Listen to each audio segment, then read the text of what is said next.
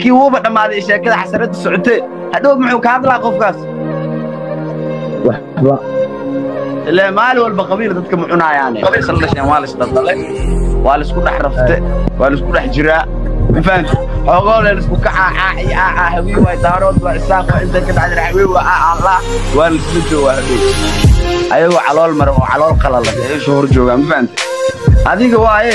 بلو بدنا كويس قبيله هدو ما سو بدغه marka maxaa ka hadle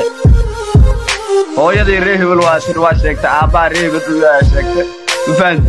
reehbel inaan nacabtaa sheegtay qabiil iyo qurna ruuxaasni ani waxaan hadda aan jaaniskan ku helo aan ka hadlayaa waxay tahay fursadna aan u helo afkiigana ma daboolayo aniga ma fahantay